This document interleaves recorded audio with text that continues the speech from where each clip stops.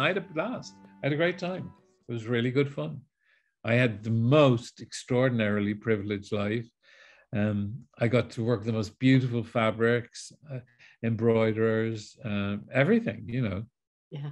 And these wonderful women, my favorite people in Paris, and were the women in the atelier. I mean, Madame Georgette, Madame Therese, Denise, in their blouse blanche. Terrifying, you know, but brilliant. I mean, they'd make you cry, you know. You'd give them a drawing and they'd bring back this. And if it was a chiffon dress, for example, they would bring it back in chiffon and, you know, they'd use a similar fabric. And it looked like a human hand hadn't touched it. It was like this alchemy, these amazing women, you know, extraordinary. And so I was incredibly happy. I loved it. And there was always a bowl of sweets, and they would always have Johnny Halliday or someone on the radio, you know.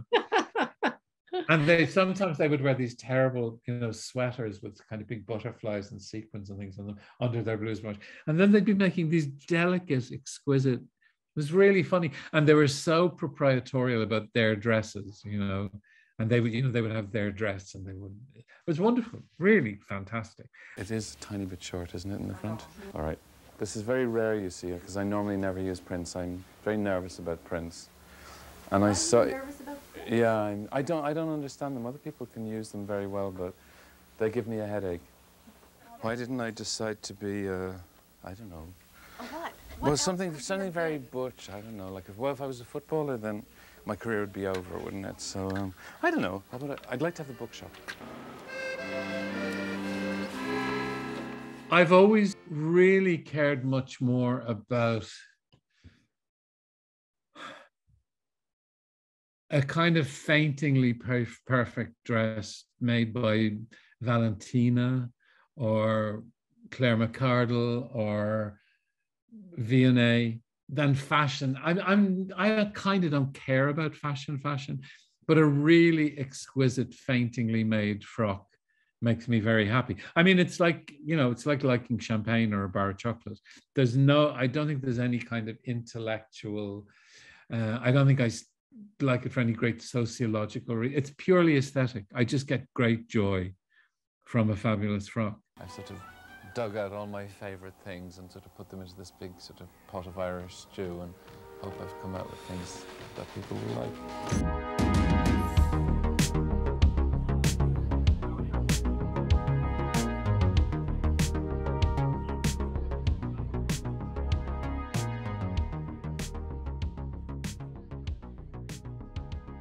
What was wonderful about Paris was, you know, you could go up a funny rickety staircase off the Grand Boulevard and you'd find Mr. Le Marillier, or you'd find Francois Lesage, or you'd, you know, and, you know, Chanel bought all of these companies and they've shipped them out to a horrible suburban, awful place. And it just has become so soulless, you know. And they have these marketing departments writing reams and reams of Proustian language, saying, you know, they always talk about the patrimony and the tradition. They couldn't give a shit. They couldn't give a shit. And the people they hire know nothing. They know nothing. It's mind-boggling. Even since the days when you and I were there. I mean, when I arrived initially, I arrived in 81, which was way before, you know, we met. The name over the door tended to be the name of the person sitting in the studio doing the designing. Now they're all owned by two companies, and you have revolving doors of designers. It's like an Andrew Lloyd Webber musical. You know, once upon a time, you know, Ethel Merman could open a musical on Broadway and people would go. Now nobody cares who plays the Phantom as long as the logo is there. And fashion is a tiny bit like that now, I think. I think the brand has become much more important than the designer. And I don't always think the results are great. Listen, there's some fantastic people working today who I have huge admiration for.